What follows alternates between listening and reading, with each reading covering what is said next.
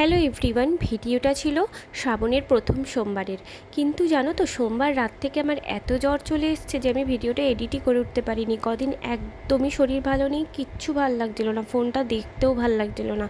যাই হোক, আজকে একটু শরীর ভালো আছে তো ভাবলাম তোমাদের সাথে ভিডিওটা শেয়ার করে নিই। তো দেখো, সকাল সকাল রেডি হয়ে গেছি, শাড়ি পরেছি একটা। আর কেমন লাগছে শাড়িটা পরে অবশ্যই জানিও তোমরা। আর বাবার কাছে যাব বলে, বাবাকে যে অভিষেক করাবো তার সমস্ত জিনিস তো নিতে হবে। তার জন্যই চলো সমস্ত কিছু রেডি করে নিচ্ছিলাম। যেমন হচ্ছে একটু ঘি, মধু, চন্দন, এগুলো সমস্ত কিছু একটা ছোটো ছোটো বাটিতে নিয়ে নিয়েছিলাম, তাহলে বাবাকে দিতে সুবিধা হবে। আর এদিকে হচ্ছে ধুতরা ফুল, আকন্দ ফুল আর ফল সমস্ত কিছু নিয়ে নিয়েছিলাম।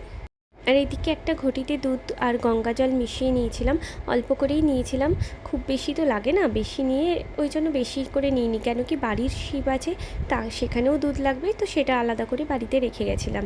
তো দেখো সমস্ত কিছু গুছিয়ে নেওয়া হয়ে গেছে। আর এখানে হচ্ছে ডালিটা একদম ফাইনালভাবে তৈরি রেডি হয়ে গেছে। আর আমি হচ্ছে বেরিয়ে পড়েছিলাম। তো হচ্ছে যাব হচ্ছে বরমশাইয়ের সাথে, মন্দিরটা আমাদের বাড়ি থেকে একদমই কাছে।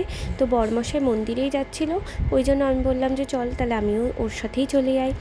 যাই হোক, মন্দিরটা একদমই কাছে, দেখো জাস্ট উঠবো আর নামবো, মানে একটুখানি বলতে পারো। তো দেখো মন্দিরে চলে এসেছি, সবাই পুজো করছিল, খুব একটা বেশি ভিড় ছিল না তখন।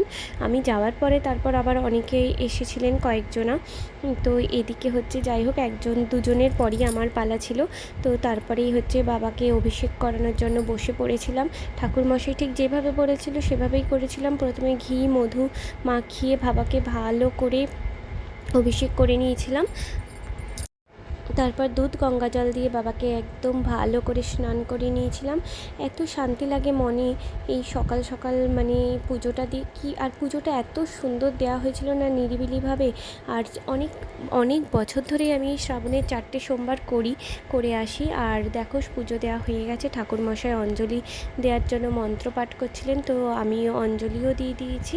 অঞ্জলি দিয়ে বাবার মাথায় ফুল বেলপাতা অর্পণ করে ধূপকাঠি দেখিয়ে পুজো আমার কমপ্লিট হয়ে গেছে।